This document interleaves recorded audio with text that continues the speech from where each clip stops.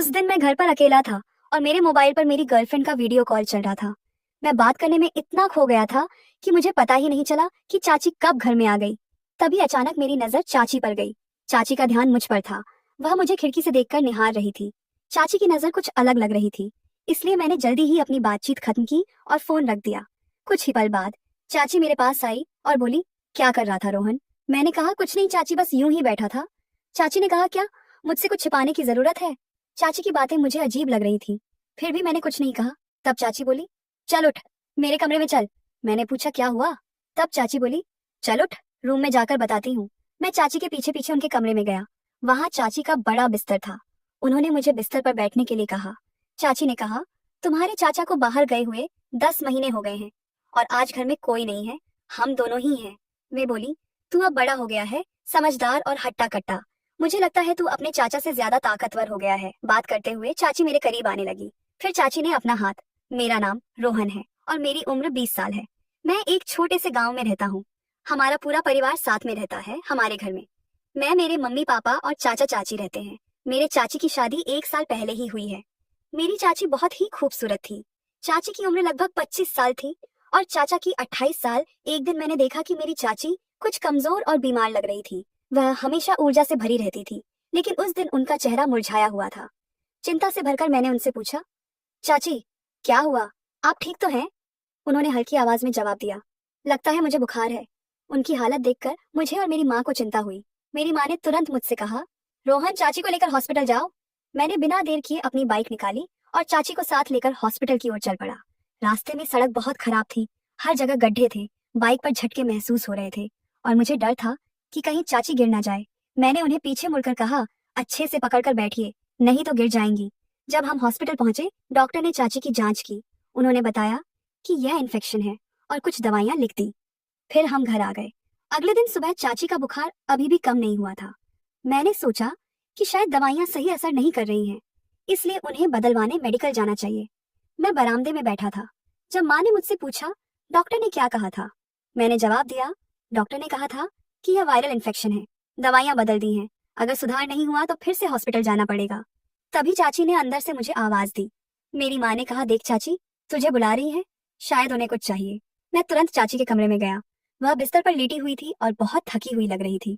उन्होंने धीरे से कहा, रोहन, एक गिलास पानी लाएगा, क्या मेरा गला सूख गया है? मैंने तुरंत जवाब दिया, हाँ चाची, आप आराम कीजिए, मैं अभी पानी लेकर आता हूँ।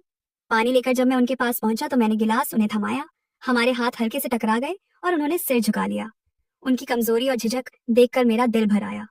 पानी देकर जब मैं कमरे से बाहर जाने लगा तो चाची ने कहा, रोहन, कहाँ जा रहा है? थोड़ी देर तो मेरे पास बैठ, मुझे बहुत अकेला लग रहा है। मैंने कहा, अरे चाची, मैं माँ की मदद कर रहा था। चाची बोली, अरे उसे छोड़, वह काम कर लेगी, बस थोड़ा मेरे पास बैठ, मुझे बहुत अकेला लगता है। मैंने सोचा और कहा, ठीक है चाची, मैं 5 मिनट बैठता हूँ तुम्हारे पास। मैं चाची के पास बैठ गया। चाची मुझे बहुत प्यार भरी नजर से देख रही थी। मुझे समझ आ रहा था कि वे मुझसे बात करना चाहती हैं, लेकिन कहने की हिम्मत नहीं जुटा पा रही थी। मुझे उनके अकेलेपन को देखकर बहुत बुरा लग रहा था।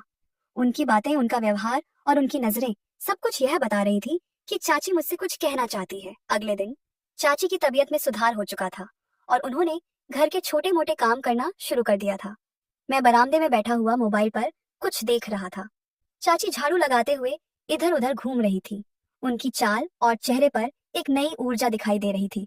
उनकी आंखों में एक अलग सी चमक थी, जैसे वे किसी बात पर खुश हो। झाड़ू लगाते हुए चाची धीरे धीरे मेरे पास आई। मैं महसूस कर सकता था कि उनकी नजरें बार बार मेरी ओर उठ रही थीं, मानो वे मुझसे कुछ कहना चाहती हों। लेकिन मैं चुपचाप बैठा रहा, क्योंकि मुझे लगा कि शायद यह मेरी कल्पना हो। कुछ समय बाद चाची एक कपाट के पास पहुंची और उसमें से कुछ निकालने की कोशिश करने लगी। कपाट ऊंचाई पर था और उनका हाथ वहां तक नहीं पहुंच रहा था। मैं दूर से यह सब देख रहा था, लेकिन उनके कहे बिना दखल देना नहीं चाहा। उन्होंने कुछ देर तक कोशिश की, फिर हार मानते हुए मुझे आवाज दी, रोहन, इधर आ सकते हो? मुझे कपाट पर रखा सामान नीचे लेना है। मैंने तुरंत मोबाइल नीचे रखा और उनके पास गया। क्या हुआ चाची, क्या मदद चाहिए? मैंने पूछा। चाची ने कपाट की ओर इशारा करते हुए कहा, यह कपाट बहुत ऊंचा है और मेरा हाथ वहां तक नहीं पहुंच रहा। तू मुझे ऊपर उठाकर रख, मैं सामान निकाल लूंगी। मैंने थोड़ा हंसते हुए कहा, चाची तुम क्या काम करवाती हो मुझसे? ठीक है, आओ। मैंने उन्हें सावधानी से उठाया। जैसे ही मैंने उन्हें ऊपर उठाया, मैंने मजाक करते हुए कहा, अरे चाची, तुम कितनी मोटी हो गई हो। चाची मेरी इस बात पर खिलखिलाकर हंसने लगी। हंसते हुए उन्होंने कहा, अभी बस मुझे नीचे उतार दे, काम हो गया। मैं भी हंसते हुए उन्हें धीरे धीरे नीचे उतार दिया। चाची ने राहत की सांस लेते हुए कहा, धन्यवाद रोहन, तुम्हारी मदद के बिना यह काम नहीं हो सकता था। सच में तुमसे बड़ा सहारा इस घर में कोई नहीं है। उनकी यह बात सुनकर मुझे थोड़ी खुशी हुई, लेकिन उनके शब्दों और उनकी नजरों में कुछ ऐसा था जिसे मैं समझ नहीं पाया। उनकी आंखें गहरी और भावनाओं से भरी हुई लग रही थी। मैंने बात को हल्के में लेते हुए कहा, कोई बात नहीं चाची, आप तो मुझे हमेशा काम में लगा देती हो। यह कह के मैं फिर से बरामदे में जाकर आराम से बैठ गया। चाची वापस अपने काम में व्यस्त हो गई, लेकिन मुझे लग रहा था कि उनके मन में कुछ चल रहा है। ऐसा लग रहा था कि वे मुझसे कुछ कहना चाहती हैं, लेकिन शायद वह हिम्मत नहीं जुटा पा रही थी। एक दिन मैं अपने घर की छत पर बैठकर अपनी गर्लफ्रेंड के साथ फोन पर बात कर रहा था। समय लगभग रात के 10 बज रहे थे। मेरे माँ बाप तो सो चुके थे, लेकिन चाची अभी जाग रही थी। उन्हें यह समझ में आ गया था कि मैं किसी से बात कर रहा हूँ, इसलिए वह छत पर आई और मुझसे पूछा, रोहन, इस समय तुम किससे बात कर रहे हो? मैंने थोड़ा जल्दी में कहा, चाची, यह एक खास फोन था। चाची ने थोड़ी घूरते हुए पूछा, इतना खास था? मैंने उनकी बात को टालते हुए कहा, ऐसा कुछ नहीं चाची। तब चाची ने मुझे गंभीरता से देखा और बोली, अगर मैं इतनी महत्वपूर्ण हूँ तो तुम उसके साथ क्यों बात कर रहे हो? मेरे साथ भी बात कर सकते हो। उनकी बातें सुनकर मैं थोड़ी देर के लिए घबरा गया। मैंने कहा, वह मेरी दोस्त है। शायद मैंने जल्दी में जवाब दिया, लेकिन मेरे शब्दों में कोई संकोच था। चाची ने फिर गंभीरता से कहा, रोहन, मुझे तुमसे कुछ दिनों से एक बात बतानी थी, लेकिन हिम्मत नहीं हो रही थी। आज मैं यह कहने का निर्णय लिया हूँ कि मुझे तुम बहुत पसंद हो। क्या तुम मेरी यह इच्छा पूरी करोगे? मैं उनकी बातें सुनकर आश्चर्य में पड़ गया। मुझे समझ नहीं आ रहा था कि मैं क्या कहूँ। मैंने कहा, चाची, यह कैसे संभव है? चाची ने धीरे से जवाब दिया, रोहन, देखो, तुम्हारा चाचा लगभग 10 महीने से घर पर नहीं है। मुझे यह समझ में नहीं आता कि मैं कैसे दिन काट रही हूँ। यह मेरे लिए बहुत कठिन है। मैंने पूछा, चाची, लेकिन अगर किसी को इस बारे में पता चला? तो चाची ने शांतता से कहा, वह मेरे ऊपर छोड़ दो। यह बात सिर्फ हमारे बीच में रहेगी और अपनी दोस्ती से कुछ कम बात करना ठीक रहेगा। उस दिन के बाद से जब भी चाची मुझे बुलाती थी, मैं उनकी हर बात का सहारा देता था। मैंने कभी नहीं कहा नहीं, क्योंकि मैं दिल से चाची को पसंद करता था और उनके साथ समय बिताना मुझे अच्छा लगता था। शाम का समय था और घर की छत पर हलचल थी। हमने छत पर लाइट लगाई और वहां पड़े पुराने सामान को इकट्ठा कर रहे थे। चाची मेरे साथ काम कर रही थी और हमेशा की तरह हंसी मजाक का माहौल बनाए रखती थी। अचानक चाची मुस्कुराते हुए बोली, रोहन, तुम इतने तंदुरुस्त और फिट कैसे हो? तुम्हें देखकर तो लगता है कि तुम हर दिन जिम जाते हो। मैंने हंसकर जवाब दिया, चाची, यह सब एक्सरसाइज और सही खान पान का कमाल है। जो भी इंसान अपने शरीर का ध्यान रखता है वह फिट और तंदुरुस्त रहता है। चाची ने अपनी हंसी रोकते हुए कहा, तो फिर मुझे भी तुम्हारे जैसा तंदुरुस्त होना है। तुम मुझे भी सिखाओ कि तुम कौन कौन सी एक्सरसाइज करते हो। मैं भी रोज कर लिया करूंगी। मैंने गंभीर होकर कहा, चाची, इसमें कोई मुश्किल बात नहीं है, ये बहुत आसान है। लेकिन आपको रोज नियम से एक्सरसाइज करनी होगी, तभी इसका असर दिखेगा।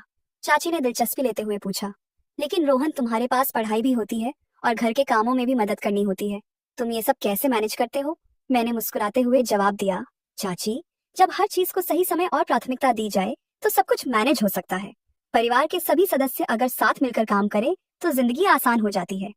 चाची ने सिर हिलाते हुए कहा, सच में हम सब मिलकर काम कर रहे हैं, यह कितना अच्छा लगता है। लेकिन अगर तुम्हारे चाचा यहाँ होते तो और भी अच्छा लगता। उनके चेहरे पर उदासी साफ झलक रही थी। चाची के पति का लंबे समय से घर पर ना होना उनके दिल पर भारी था। मैंने उनके भाव समझे, लेकिन कुछ कहने के बजाय उन्हें मुस्कान के साथ सहारा देने की कोशिश की। अगले दिन मैंने अपनी गर्लफ्रेंड प्रिया को फोन किया। मैंने उससे कहा, मुझे कल तुमसे मिलना है, किसी भी हाल में। वह थोड़ा चौंकी हुई बोली, अरे, हम तो कल ही मिले थे, अब फिर से क्यों? मैंने गंभीरता से कहा, कुछ जरूरी बात करनी है। प्रिया राजी हो गई और हम शाम को एक गार्डन में मिले। वहां मैंने उससे कहा, प्रिया, हमें अब अपने रिश्ते के बारे में घर वालों को बताना चाहिए। मैं चाहता हूँ कि हम अपनी शादी की बात करें। प्रिया थोड़ी घबराई और बोली, लेकिन इतना जल्दी क्यों? क्या यह सही समय है? मैंने समझाते हुए कहा, आज नहीं तो कल तो यह करना ही होगा। मुझे अब इस तरह चोरी छिपे मिलना ठीक नहीं लगता। मैं अपने पिता से बात करूंगा और देखता हूँ कि वह क्या कहते हैं। शाम को जब मैं घर लौटा तो मैंने अपनी माँ से बात करने का मन बनाया। मैं डर और घबराहट के साथ उनके पास गया और उन्हें पूरी बात बताई। पास में चाची भी थी और चुपचाप सुन रही थी। जब मैंने माँ से कहा कि मुझे पिताजी से बात करनी है तो मेरा दिल तेजी से धड़क रहा था। माँ ने मुस्कुराते हुए कहा, तुम्हारे पिताजी को समझाना इतना मुश्किल नहीं है, उनसे बात करो, वह तुम्हारी बात जरूर मानेंगे। जब मैंने अपने पिता से बात की तो मैं यह देखकर हैरान रह गया कि उन्होंने बिना कोई शर्त लगाए मेरी शादी के लिए तुरंत हाँ कह दी। उनका यह सहयोग मेरे लिए राहत भरा था। प्रिया के घर वालों से भी बात हुई और उन्होंने भी खुशी खुशी हमारी शादी की तैयारियां शुरू कर दी। जब मैंने महसूस किया कि चाची अपने अकेलेपन से कितनी परेशान थी, तो मैंने तय किया कि इस समस्या का हल निकालना होगा। मैंने अपने चाचा को फोन किया, जो विदेश में नौकरी कर रहे थे। फोन पर बातचीत करते हुए मैंने उन्हें चाची की स्थिति के बारे में विस्तार से बताया। चाचा, चाची को आपकी बहुत जरूरत है, वे अकेली हो गई हैं और यह बात मुझे बहुत परेशान कर रही है। चाचा ने मेरी बात ध्यान से सुनी और कुछ देर चुप रहे। फिर उन्होंने गहरी सांस लेते हुए कहा, रोहन, मैं समझता हूँ, लेकिन यह नौकरी मेरे लिए भी बहुत महत्वपूर्ण है। मैंने उन्हें समझाने की कोशिश की। चाचा, मैं जानता हूँ कि यह नौकरी आपके लिए कितनी जरूरी है, लेकिन परिवार की खुशी से बढ़कर कुछ भी नहीं हो सकता। अगर आप चाहे तो भारत में ही नौकरी ट्रांसफर करवाकर काम कर सकते हैं। चाचा ने थोड़ी देर सोचा और फिर कहा, तुम बिल्कुल सही कह रहे हो रोहन। मैं कोशिश करूंगा कि मेरा ट्रांसफर भारत में हो जाए और एक बार भारत लौटकर मैं वादा करता हूँ कि अब कभी विदेश नहीं जाऊंगा। जब मैंने यह बात चाची को बताई तो उनके चेहरे पर खुशी की लहर दौड़ गई। उनकी आंखों में आंसू थे, लेकिन वह खुशी के आंसू थे। उन्होंने मुस्कुराते हुए कहा, रोहन, यह सब तुम्हारी वजह से हो पाया है। अगर तुम नहीं होते तो मैं शायद यह दिन कभी नहीं देख पाती। उन्होंने मेरी ओर देखा और कहा, तुमने हमारे रिश्ते को हमेशा मजबूत रखा है। तुमने कभी हमें धोखा नहीं दिया। तुम्हारी वजह से मैं अपने अकेलेपन से बाहर आ पाई हूँ। तुम्हारी समझदारी ने हमारा परिवार एक बार फिर से पूरा कर दिया है। यह अनुभव मेरे लिए बहुत सीख देने वाला था। मैंने देखा कि जब कोई इंसान अकेला होता है तो उसे कितनी कठिनाइयों का सामना करना पड़ता है। चाची का अकेलापन और उनके मन की पीड़ा को देखकर मुझे एहसास हुआ कि पति पत्नी के बीच दूरी कितनी तकलीफदेह हो सकती है। लेकिन जब दो लोग एक दूसरे की भावनाओं को समझते हैं और साथ निभाने का वादा करते हैं तो जिंदगी वाकई खूबसूरत बन जाती है। चाचा और चाची का रिश्ता एक बार फिर से मजबूती के साथ खड़ा हो गया। इस पूरी घटना ने मुझे यह सिखाया कि परिवार के रिश्ते हमारे जीवन की सबसे बड़ी पूंजी है। अगर हम इन रिश्तों की जिम्मेदारी को समझें और उन्हें ईमानदारी और समझदारी से निभाएं तो हर मुश्किल हल हो सकती है। अब चाचा भारत लौटने की तैयारी कर रहे थे और उनके आने की खुशी पूरे परिवार में झलक रही थी। मुझे उम्मीद है कि आप सभी इस कहानी से कुछ ना कुछ सीखेंगे। अगर आपको यह वीडियो पसंद आया हो तो लाइक करें, शेयर करें और चैनल को सब्सक्राइब करना ना भूलें।